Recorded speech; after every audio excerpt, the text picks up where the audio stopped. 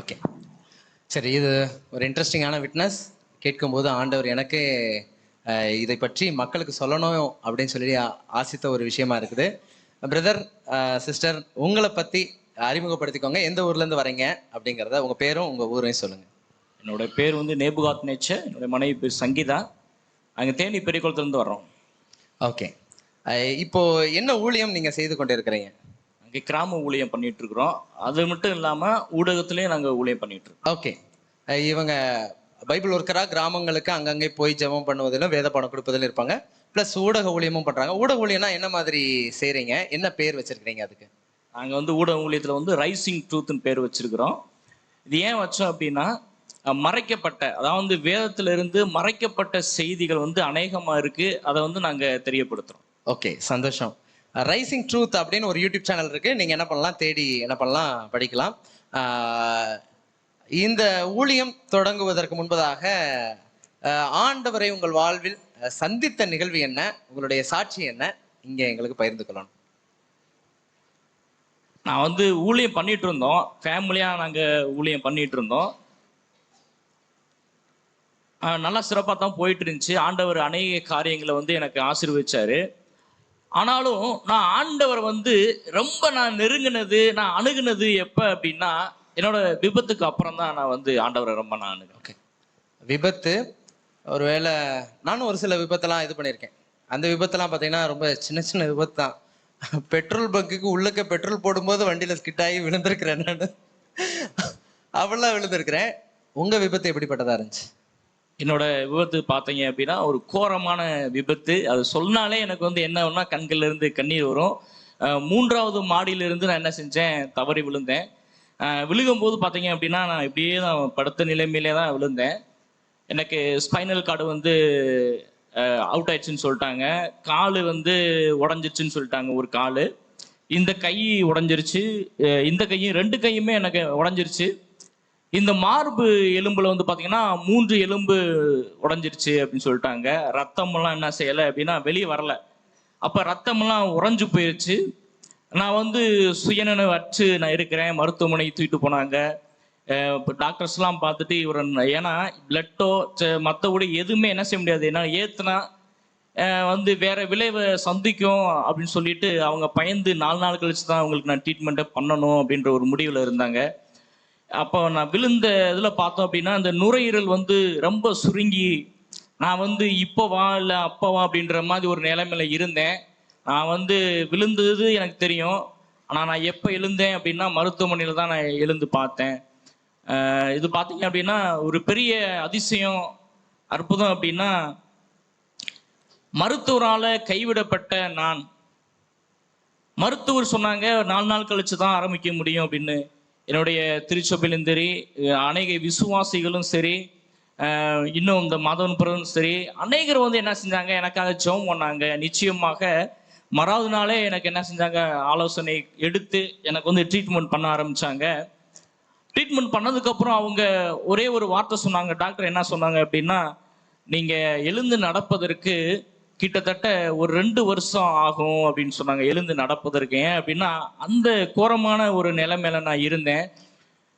என்னுடைய நிலம் அந்த மாதிரி ஸ்பைனல் கார்டு உடஞ்சது அப்படின்னா அவங்க எழுந்து நடக்கிறதுக்கே ரொம்ப சிரமம். இன்னும் அப்படின்னு பார்த்தோம் அப்படின்னா, திமிர்வாதக்காரனை எப்படி ஆண்டவர் இடத்துல இறக்குனாங்களோ கூரையை பிரிச்சுட்டு, அதே போல தான் என்னை 4 பேர் என்ன செய்ய முடியும், 4 பேர் தூக்குவாங்க, 4 பேர் ஸ்ட்ரெச்சரில் வைப்பாங்க. எந்த ஒரு ஸ்கேன் போனோம்னாலும் 4 பேர் தான் தூக்கி வைப்பாங்க. ஒவ்வொரு காரியத்திலும் நான் என்ன செஞ்சேன், ஜெபம் பண்ணோம்.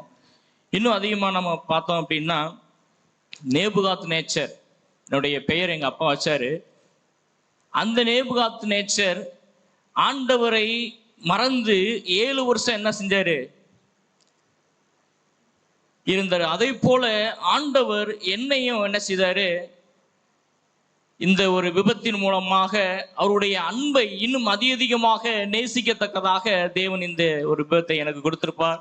என்னை ஒரு புடமிட்டுதலாக என்னை சோதிச்சிருப்பார் அப்படின்னு நான் நினைக்கிறேன். சந்தோஷம், சந்தோஷம்.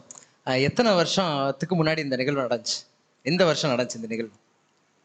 எந்த வருஷம் இந்த விபத்து நடந்துச்சு? ஜூன் 2ஆம் தேதி இந்த விபத்து நடந்தது.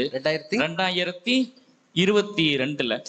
2022 ஜூன் 2ஆம் தேதி 3வது மாடியிலிருந்து என்ன பண்ணிட்டாங்கன்னா, அந்த சாரம் கட்டியிருக்கிற கயறில் உட்காந்துருந்தவங்க அந்த சாரம் விழுந்து 3வது மாடிலேருந்து கீழே விழுந்துட்டாங்க. அவரை போய் ஹாஸ்பிட்டலில் போய் நான் பார்க்க போகும்போது, இவர் உடம்புல கட்டு போடாத இடமே கிடையாது. அப்படின்னா இமேஜின் பண்ணி பாருங்க, உடம்பு ஃபுல்லாக ஒரு மனிதன் வந்து மாவு கட்டு போடப்பட்டிருந்தா எப்படி இருக்கும்னு பாருங்க. முகம், தலை எல்லாத்தையும் சுற்றி கட்டு போட்டுருந்துச்சு. கரெக்டா சிஸ்டர்? இருந்துச்சு. அப்போ என்ன நம்பிக்கையான வார்த்தை பேசணுன்னே தெரில அங்கே போய். ஆனாலும் இது கூட ஆண்டவர் அன்புக்காக தான், அவருடைய அன்பை புரிந்து கொள்வதற்கு என் வாழ்க்கையில் அனுமதிச்சிருக்கிறாரு. இதுக்கப்புறம் ஆண்டவருக்காக இன்னும் அதிகமாக ஓடணுங்கிறது எனக்கு ரொம்ப வியப்பா இருந்துச்சு. எப்படிங்க என்ன ஆண்டவருடைய அன்பு இவ்வளோ நெருக்கி இது பண்ணுதுன்னு. அவரால் ஒரு 2 மணி நேரம் உட்காந்து ட்ராவல் பண்ண முடியாது. அப்போ நான் உங்களுடைய சாட்சியெல்லாம் தெரிந்து கொள்றதுக்கு சகோதரி நீங்கள் வரீங்களான்னு அவங்கள கேட்டேன். ஆனால் அவங்க பஸ் ஏறி என்ன பண்ணாங்க அப்படின்னா, இந்த சாட்சி சொல்வதற்காக வந்திருக்கிறாங்க. கர்த்தர் நொறுக்கப்பட்டவர்களை பயன்படுத்துவாருங்கிறதுக்கு ஒரு வாழும் சாட்சியா அவங்க இருக்கிறாங்கிறது எனக்கு ரொம்ப ரொம்ப சந்தோஷம். இந்த ஊடக ஊழியம், அவங்க ரேசிங் ட்ரூத்தில் போய் பார்த்தீங்க அப்படின்னா எனக்கு ரொம்ப ஆச்சரியம் என்னன்னா, ஒரு ஒரு 2 வருஷம் கழிச்சு தான் நடக்க ஆரம்பிப்பாங்க, இல்லை ரெக்கவரே ஆக முடியுங்கிறப்போ எனக்கு ஒரு வீடியோ வந்துச்சு.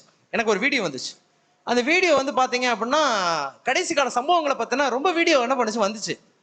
அப்போ களஞ்சியம்னு ஒரு தம்பி தான் அதை எடிட் பண்ணி போட்டிருந்தாரு. கிளிக் பண்ணி வாய்ஸ் கேட்டோம் அப்படின்னா பிரதரோட வாய்ஸ். சரி, இப்போ அடிபடுறதுக்கு முன்னாடி என்னைக்கோ ஒரு நாள் ரெக்கார்ட் பண்ணியிருப்பாங்கன்னு சொல்லிட்டு சிஸ்டருக்கு ஃபோன் பண்ணி கேட்டால், படுக்கையில் இருந்து கூட அவருடைய சத்தியத்தை பேசலாம் அப்படிங்கிறதுக்கு ஒரு சாட்சியாக அவங்க இருந்தாங்க. படுக்கையில் இருந்து கூட அவருடைய பெருமையை பேசலாங்கிறதுக்கு அவங்க ஒரு சாட்சியாக இருந்தாங்க. நான் கர்த்தருக்கு மனசார நான் நன்றி சொல்கிறேன். அந்த சூழ்நிலை எப்படிங்க உங்களுக்கு படுக்கையில இருந்து சத்தியத்தை சொல்லணுங்கிற வாஞ்சை வந்துச்சு? நான் படுத்து படுக்கையா கிட்டத்தட்ட ஆண்டோடைய நான் போய் வீடு சந்திக்கும் போதும் சரி, நிதமும் ஆண்டவரை பற்றி நான் பேசாத நாள் இல்லை. நான் படுத்து படுக்கையா இருக்கிறேன். அப்படி இருக்கும்போதும் வீட்டுக்கு என்ன அநேகர் வந்து பார்க்க வருவாங்க. ஆனால் சத்தியத்தை சொல்லுவேன். சரி, நம்ம சேனல் மூலியமா இன்னும் நான் சத்தியத்தை சொல்லணும் அப்படின்றதுக்காக அதை ஒரு வைராக்கியம் அது தேவன் தான் எனக்கு கொடுத்தாரு. சந்தோஷம். இப்போ சிஸ்டருக்கு நிறைவா ஒரு கேள்வி. வருஷமா குடும்பத்தின் முதுகெலும்பா இருக்கக்கூடிய கணவன், பொருளாதாரத்தின் காரியங்களை சதிக்கக்கூடிய நபர், அவர் இப்படிப்பட்ட சூழ்நிலை இருக்கும்போது கர்த்தர் உங்க குடும்பத்தை எப்படி நடத்தினாங்க? அதை உங்க வாயால கேட்கணும்னு ஆசைப்படுறேன் சிஸ்டர்.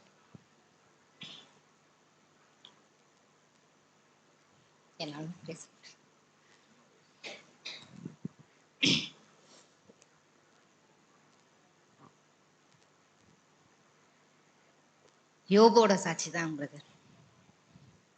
ரொம்ப டீப்பாலாம் சொல்லணும் அப்படின்னா, அந்த முன்னிலைமையை காட்டிலும் பின்னிலைமை மிகவும் ஆசீர்வாதமாக இருக்கும். ஏன் இதை அனுபவிச்சிருக்கிறாருன்னு எங்களுக்கு ஆனால் இப்போ வரைக்கும் தெரியல.